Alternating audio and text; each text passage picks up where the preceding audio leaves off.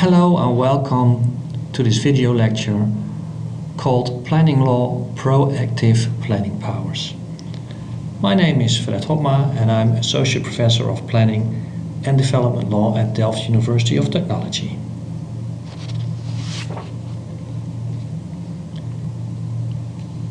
In the video lecture on reactive governmental powers, we saw that analytically we can make a distinction between two kinds of powers: reactive powers and proactive powers. Reactive powers relate to government reacting to private sector initiatives. Most important example is the environmental permit. A permit is needed and is a reaction by government to a private initiative. Proactive powers relate to government taking the initiative itself to development. An example is expropriation for infrastructure construction. This video lecture deals with the proactive powers.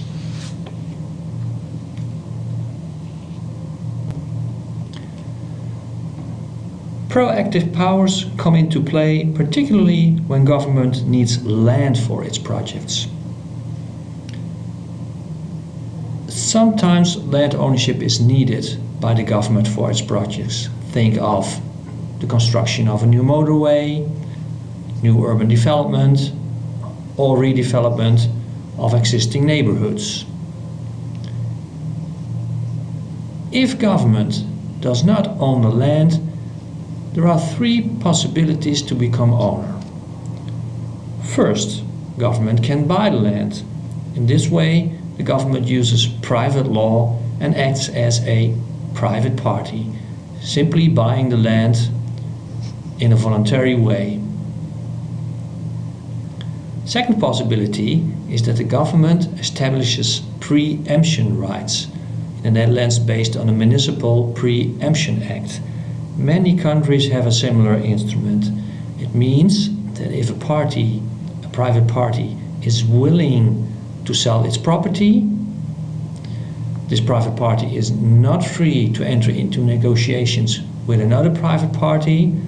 However, the property must be offered to government, usually municipality, and then government can enter into negotiations with the private party and see if an agreement can be reached. This is a way to prevent property from transferring from one party to another party without government being able to become owner. As said, the private party has to offer it to the government, usually municipality, if the private party has plans to sell the property. The third way to become landowner by government is use expropriation. This is based in the Netherlands on a special act, the Expropriation Act. Let's go a little bit further into detail on expropriation. Expropriation is known in virtually every country in the world. It is also known as compulsory purchase in the UK's or eminent domain in the United States of America. The prime characteristic is that the property is taken away from the owner and in return the owner receives a compensation. In the Netherlands there are a few principles. If the municipality wants to realize the land use plan proactively, the owner will be asked to sell the land to the municipality. If the municipality needs to become landowner, and if the project is included, the project for which the land is needed, if the project is included in the land use plan, the owner will be asked to sell the land. Always first, the government needs to find an amicable way to become landowner. So government first must try to become owner on the basis of voluntariness. However, if the owner is not willing to sell the land, expropriation is possible, provided that the future use of the land is in the land use plan. So, if expropriation takes place because of future urban development, the urban development project must be included in the land use plan. And the same goes for roads and other works. Of course, the landowner will be compensated. It is not the government who decides on the amount of compensation. No, it is an independent party, the district court. The district court will decide upon expropriation and fix the compensation to be paid by a government, usually the municipality. In this way, it is guaranteed that the landowner will be given a fair compensation. Please note that expropriation is not allowed in case of self-realization by the landowner or project developer. This principle is laid down in jurisprudence or case law. Self-realization means that if the landowner is capable and willing to realize the objectives of the land use plan, government cannot expropriate.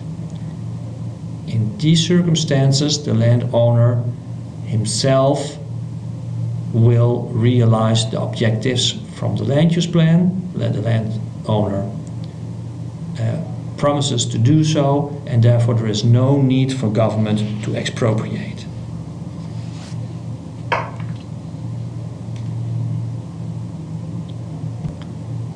Expropriation is an exception.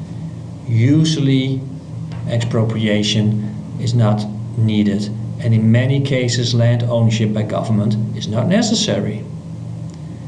Usually government can restrict itself to regulation of permissible land use and regulation of building provisions, such as maximum heights, for land in a land use plan.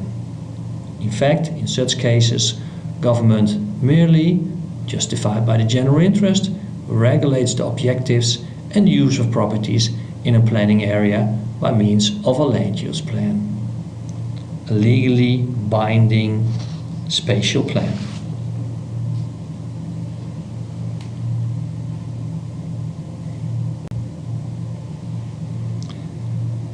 Now, the topic of planning compensation rights. It is easy to see that a land use plan can heavily influence the value of land by attribution or taking away of building possibilities. For example, farmland. When the land use objective of farmland is agriculture in the land use plan, the value probably is around 8 euros per square meter in the Netherlands. So, if farmland is owned by a farmer and in the local land use plan the land use objective is farmland or agriculture, the value will be around, let's say, 8 euros per square meters. However, when the land use objective of this farmland changes into residential, while the land is still used for agricultural purposes by the farmer, the value will rise to, let's say, approximately 40 euros per square meter. So in this example, the land of the farmer rises in value. Even though it is still used as farmland and the farmer is still owner of the land, simply the act of adoption of a new land use objective, residential, by the municipal council will cause a rise in value from around 8 euros to around 40 euros per square meter. This is an example that the land use plan influences the value of land by attribution of building possibilities. But the opposite can occur too. existing building rights, which were not used yet, are taken away because the municipal council adopts a new land use plan without these building possibilities. Think of a land use plan that allowed the construction of a number of office towers. These office towers were not built by the landowner, and a later land use plan takes away these building possibilities because there is a huge amount of vacancy in the area. This new land use plan probably will, in principle, cause a decrease in value of the land. For the cases of decrease in value of land because of the stipulations of a land use plan, we have planning compensation rights. So, opposite to the competence of the municipality to determine the land use, exists the obligation of the municipality to compensate for certain financial damages.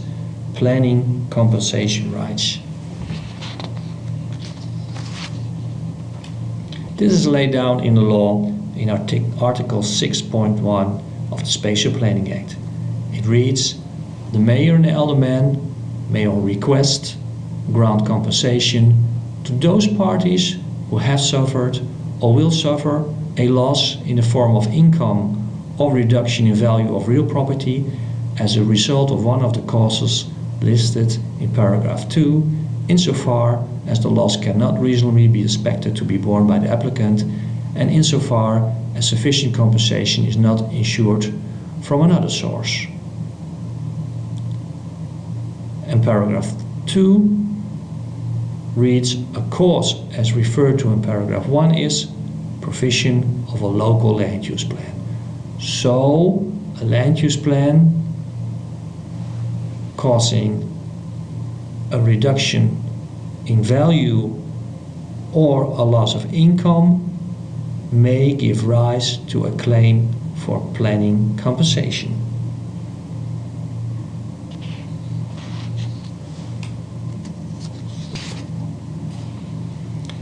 Planning compensation refers to construction restrictions on one's own property which originally was permitted as a result of a new land use plan, but also declining property value as a result of new construction on a neighboring plot or infrastructure works in the near vicinity. So we have two types of planning compensation. First, if the value of one's own property diminishes as a consequence of restrictions, while these restrictions were originally not there, but also decline in property because of activities in the neighborhood, so not referring to one's own property. Let's give an example of the latter.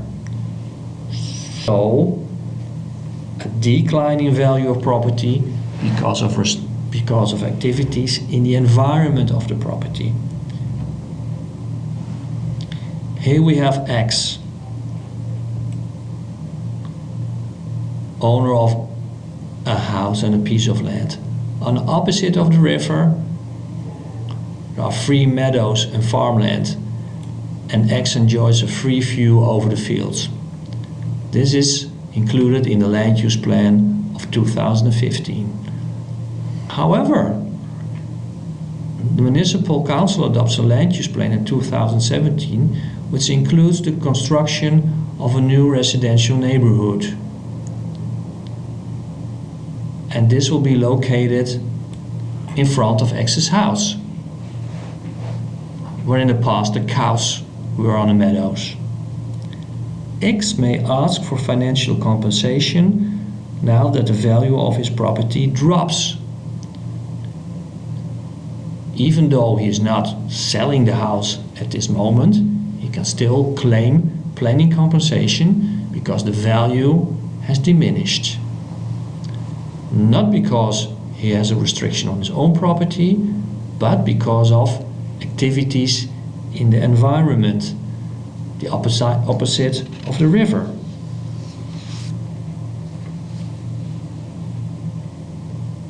Now, let's go to another example.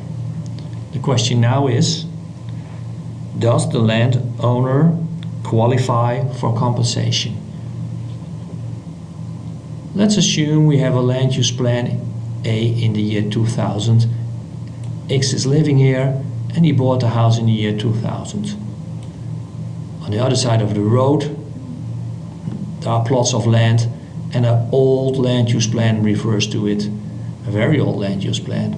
It is a field with a meadow. X enjoys free view over the meadow.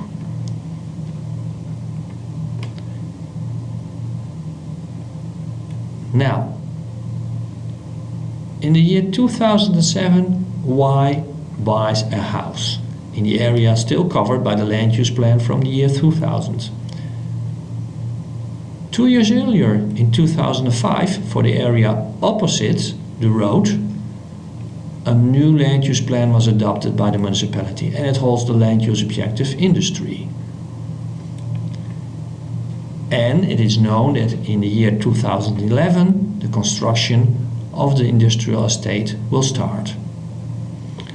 Well, does X qualify for planning compensation in principle? Yes, X in principle qualifies for compensation. When he bought a house, he had free view over the fields, and the new land use plan will take away some of the property, some of the value of his property. Does Y qualify for compensation? No, Y does not qualify for compensation. That is, that at the moment Y bought his house in the area of land use plan A, already land use plan B accent was adopted by the council. Y should have known that at the moment of buying his property, it was foreseeable that he would lose free view over the fields. Even though construction only starts in 2011, he will not qualify for compensation.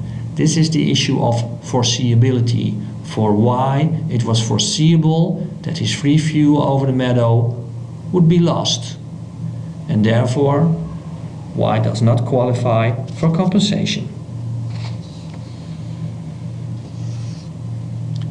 In the Netherlands and other countries around the world, there are many variants of planning compensation rights, some more generous, some less generous.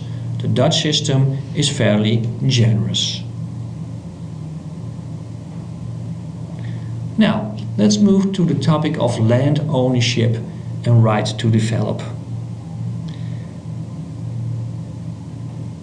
We've seen so far that land use plans can impose quite some restrictions on the development of privately owned property. We might ask ourselves the question, is a landowner entitled to develop his land? Let's take a look at Protocol number 1 to the Convention for the Protection of Human Rights and Fundamental Freedoms from the Council of Europe. Let's read Article 1 on protection of property. It says, every natural or legal person is entitled to the peaceful enjoyment of his possessions. No one shall be deprived of his possessions, except in the public interest and subject to the conditions provided for by law and by the general principles of international law. Well, it seems that property owners have much freedom to develop the land. However, let's continue to read. The preceding provision shall not, however, in any way impair the right of a state to enforce such laws as it deems necessary to control the use of property in accordance with the general interest, or to secure the payment of taxes or other contributions or penalties. Well, if we read this part of the article, we can conclude that the state, that government, has powers to control the use of a private party's property. In the Netherlands, we must come to the same conclusion. The Dutch Civil Code, Article 5.1, says private property is the most encompassing right a person can have of an affair. The owner is free to use his possessions with the exclusion of others, provided that the use is not in conflict with the right of others and restrictions based on statutory law and unwritten law are taken into account. So here as well, the first part of the article gives the private property a lot of rights, but the second part restricts it and says that statutory law may imply restrictions on the development rights of the landowner. In fact, Dutch law has many statutory restrictions for use of private property. Land can only be developed within the framework of a land use plan, so in agreement with the land use objectives. Our conclusion must be that the right to develop of a landowner only exists within the framework of the local land use plan.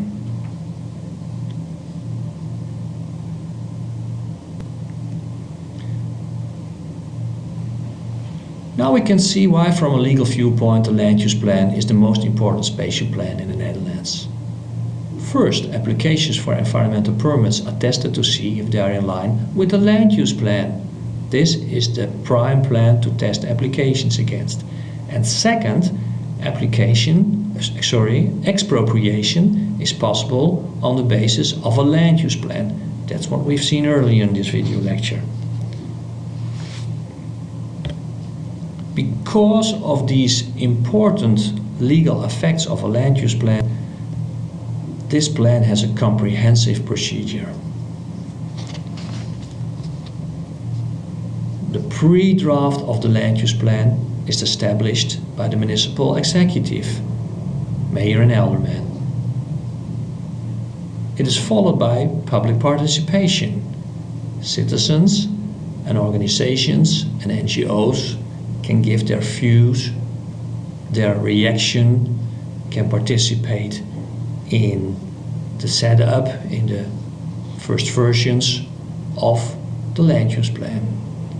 After that, a draft land use plan will be adopted by the municipal executive.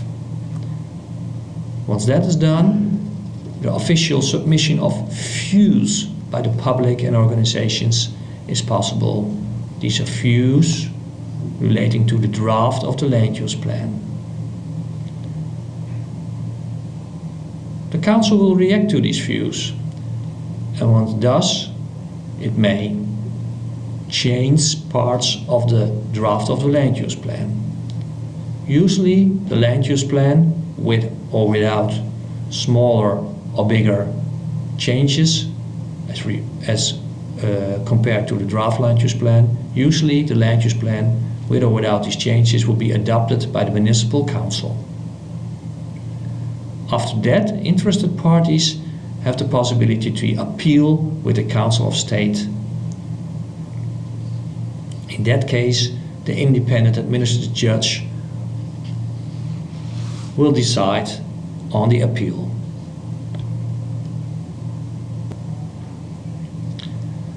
Now, finally, what if existing land use is in conflict with the provisions of a new land use plan? For instance, we have a farmer who uses the land for agricultural uses. However, the municipal council adopts a new land use plan, and in the new land use plan, the land use objective for the farmland changes into residential. What now? The farmer is still the owner of the land. He still uses the land for agricultural purposes, but the land use objective has changed. Well, the land use can be continued, which means that the land can be continued to be used for farmland, but applications for an environmental permit for a building project that is in conflict with the land use plan will be refused. So suppose the farmer wants to build a new shed for his cows, the application for the environmental permit for the building project, the shed, will be in conflict with the land use plan. It will be in conflict with the land use objective of residential, and thus the application will be refused. More or less, this farmer will be isolated. And if he refuses to sell the land, if the government wants to buy the land, eventually expropriation of his land is possible. This example shows the power of a land use plan that is adopted by the municipal council. This concludes our discussion of the proactive planning powers.